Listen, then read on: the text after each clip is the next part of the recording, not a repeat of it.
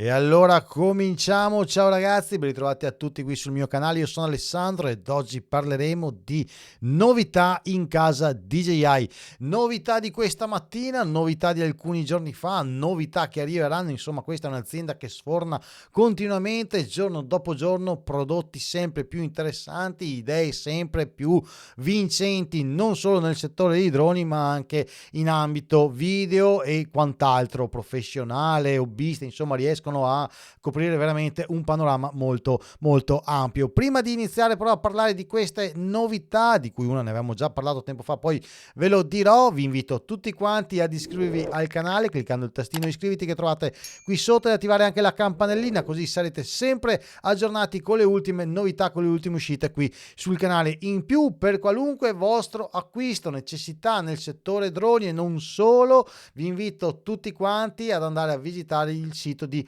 Personal Drones, mi raccomando andate a visitarlo e vi lascio qui sotto ovviamente i link. Perché vi invito ad andare a fare lì i vostri acquisti? Ma perché trovate del personale fisico, delle persone reali che vi possono seguire, aiutare, consigliare nei vostri acquisti. Potete anche semplicemente chiamarli e dice ho bisogno di un drone che faccia questo, cosa mi consigli? E loro vi aiutano, vi seguono passo passo nella scelta del miglior prodotto. Questo è un plus che non si trova da nessuna parte. Un sito internet freddo, freddissimo, vi dà semplicemente una lista di oggetti che voi dovete acquistare senza magari sapere cosa state facendo, mentre lì oltre al sito internet avete un telefono, una chat, quello che volete per parlare assieme a loro. In più vi danno anche la possibilità di pagarlo un po' alla volta, magari se non volete rompere completamente il vostro salvadanaio in un colpo solo, vi danno anche questa possibilità. Quindi perché non approfittare, perché non affidarsi appunto ai professionisti dei droni. Personal Drones è il numero uno a livello nazionale, ripeto ancora, vi consiglio di andarlo a visitare. Detto ciò, cominciamo subito a parlare delle novità di casa DJI.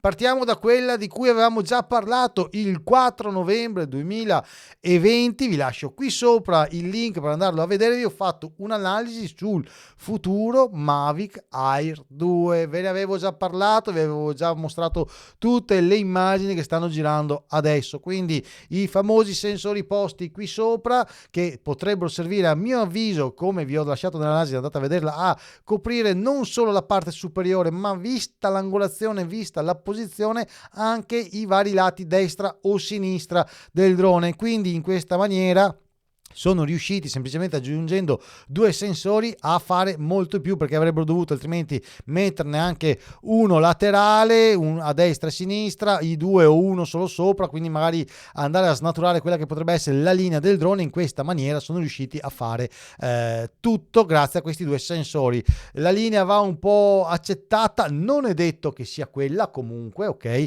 È vero che non sono passati molti mesi, un prototipo simile ormai forse è già in via di sviluppo, avranno cambiato qualcosina, non si sa. Oggi invece le novità che riguardano questo drone: sappiamo che non si chiamerà anche lui più Mavic, ma perderà questo nome e si chiamerà semplicemente DJI Air 2 S, quindi la versione evoluta del precedente modello. La batteria la vedete dall'etichettina che andrà ad essere quella che verrà incollata sotto la batteria, ma spero con alcune modifiche, adesso vi dirò quali, con una batteria uguale a quella che abbiamo adesso. Cambia un po' il modulo FCC, viene modificato, verrà potenziato, non lo so. Sotto trovate la marchiatura CE, la marchiatura UK che permetterà a DJI di vendere i droni anche nel Regno Unito, visto che si è distaccato dall'Unione Europea. Per poterlo vendere anche lì hanno bisogno della loro certificazione, ma come detto non c'è ancora assegnata la classificazione, che in teoria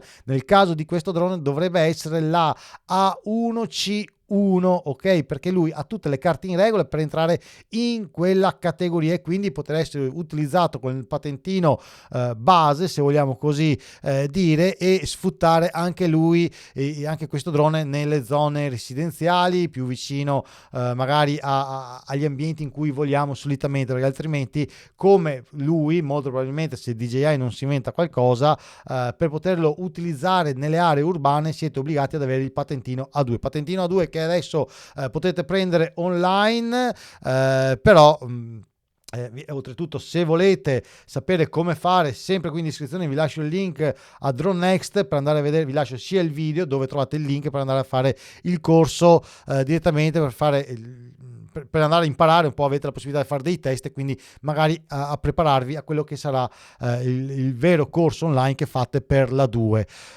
Quindi il nuovo Air 2S potrebbe essere quindi così conformato con 2 sensori posti sopra, spero la nomenclatura A1C1, e cambia anche un po' la camera, mentre qui abbiamo una Sony con un sensore che viene chiamato 586, il modello 586. Nel nuovo Air 2S si monterà il modulo 686 che se questa riesce ad arrivare a 48 megapixel di scatto foto massima risoluzione, questo nuovo raggiunge i 64 megapixel, quindi un sensore forse leggermente maggiorato, forse un 16 megapixel nativo, lui ha un 12 megapixel nativo. Come vedrete nel video che vi ho lasciato qui sopra in descrizione dell'analisi, anche il comparto camera sembra più grosso, assomiglia più a un Hasselblad del modello Pro 2, ma insomma bisogna vedere, magari quello era solo un accrocchio messo lì per fare dei test. Quindi futuro Air 2S in arrivo. Vale la pena di vendere questo? Assolutamente no, tenetelo, perché comunque porta a casa sempre degli ottimi risultati. Se non avete delle reali necessità di volo in ambienti chiusi o con magari degli ostacoli sopra di voi nell'80% delle vostre riprese, non vi serve assolutamente cambiare drone. Ok, aumenta la risoluzione, ma non è che con questo portate a casa dei brutti risultati. Assolutamente, foto e video sono davvero ottimi. Non fatevi fregare dalla scimmia di volere il drone nuovo e andare magari a svendere questo pur di avere quell'altro. Sfruttate questo fino all'osso, perché è davvero un prodotto di gamma medio-alta in questo settore, molto molto interessante. Quindi tenetelo, sfruttatelo, acquistatelo senza nessun problema. Lasciate a noi i test che poi vi diranno se realmente questo è un drone che merita oppure no. Seguendo con la notizia invece del giorno, che mi ha fatto svegliare con un bel sorriso, è il fatto che Osital su Twitter assieme all'amico vanno a postare il fatto che molto probabilmente DJI sta pensando di mettere in produzione, di lanciare sul mercato un nuovo FPV, un nuovo drone acro 3 pollici, che quindi andrebbe ad entrare nel mondo dei Cinewop. E c'è un vecchio schizzo, un vecchio disegno di Osital, non so se copiato da qualcosa che lui ha visto o che lui ha presentato, bisogna un po' capire queste dinamiche, il 2 luglio 2020, in cui ci fa vedere un bozzetto di quello che potrebbe essere un futuro drone Cinewop capace di raggiungere i 4 km di distanza, anche troppo per questa categoria di droni Cinewop, non serve che vadano così lontano, 28 metri al secondo la velocità, quindi ovviamente non come il nuovo nato di casa DJI FPV drone, sempre con un GPS, modalità acro, AT position, angle, e ovviamente una camera. Qui si parlava di un 1080p 60 frame per secondo, ma io sono convinto invece che andremo a finirla con un 4K 30 o 60 come il Mini 2, perché no? C'è già qui, non credo serva ormai il 1080p, credo sia obsoleto su questo tipo di droni. Questo è un drone molto interessante perché nella cinematografia, nei videomakers, in tanti lavori che stanno arrivando vengono richieste questi tipi di riprese, questi modi di fare video un po' diversi, un po' più dinamici, un po' più vivi, ok? La possibilità di entrare e uscire da finestre di ambienti senza il patema di romperlo, con queste strutture anti-urto, e andrà sicuramente a sfruttare quelli che sono i radiocomandi del nuovo DJI FPV drone che è qui vicino a me. Andrà a sfruttare sicuramente gli stessi visori. Piccola parentesi, molto probabilmente anche il futuro Air 2 S potrebbe sfruttare i visori, ma questo potrebbe farlo già anche lui, vedremo i futuri aggiornamenti. Quindi magari vi basta semplicemente prendere già il drone se avete lui, e quindi con una spesa tra virgolette minima, perché DJI le spese minime non sanno più cosa siano, portarvi a casa semplicemente il drone sfruttando quello che già avete e riuscire a fare delle cose davvero fantastiche. Quindi questa non è una notizia, questa è una grande notizia, specialmente per chi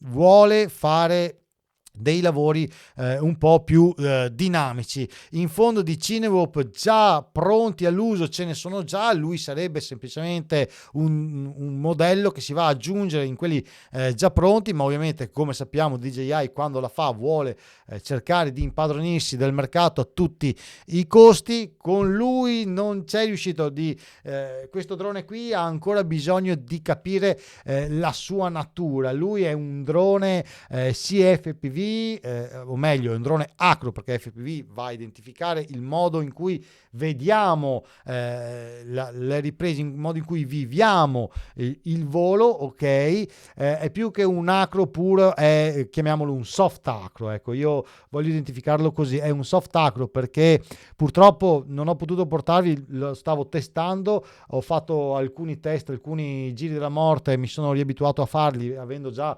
portato in precedenza dei voli acro. È molto morbido, non è aggressivo come dovrebbe essere realmente un classico drone acrobatico, quindi come detto è per delle riprese sia acrobatiche, dei movimenti, ma un po' più soft, ecco, un po' più leggeri, non certamente non è fatto per volare in mezzo agli alberi. Poi è chiaro che gli spaccate i braccetti e lo andate a distruggere, ma non è colpa del drone, è colpa di DJI, è colpa vostra che volete fare assolutamente i fighi. Lasciatelo fare ad altri droni che se sbattono con pochi euro li riparate. Lui ha tutt'altra voglia di fare, tutt'altro stile, tutt'altro segmento che si sta costruendo attorno adesso.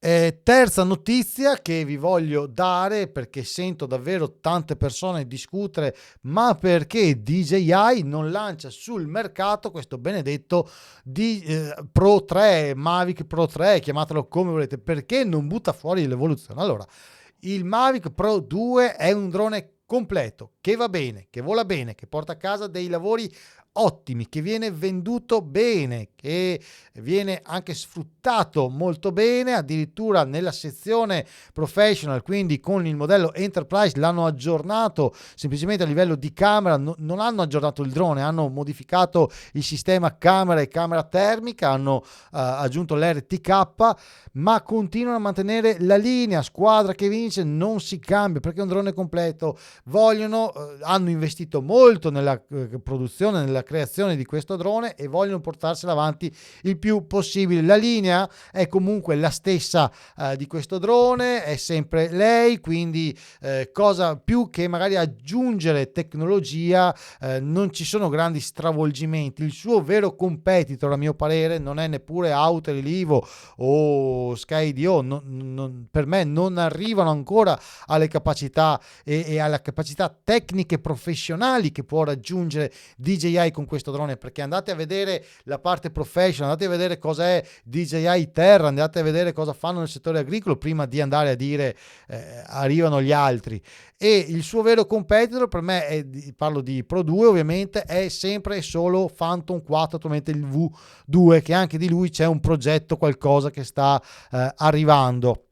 Quindi siccome siamo lì, non ci sono grandi tecnologie nuove in arrivo per giustificare qualcosa di nuovo, più che altro penso vadano a modificare. Ci sono dei progetti in cui si vede che sulla pancia di quello che potrebbe essere appunto il futuro 3, ma che si discosterà poco dal 2, c'è la possibilità di avere il sensore LIDAR. Andranno a modificare la potenza dei sensori, andranno a fare dei sensori simili all'Air 2 capaci di far sì che il drone si muova in maniera più sinuosa, luminosa, che riesca a seguirvi in maniera più particolare. Vi ho fatto anche qui un'analisi a riguardo quando ho fatto il confronto e ho testato Autel Evo 2. Andate a guardare il video in cui vi spiego che i sensori quando erano nati e quando sono stati sviluppati fino a Pro 2 servivano solo ed esclusivamente nella testa del pilota a evitare ostacoli, ok, il follow, ok, seguire, ma era vista come una funzione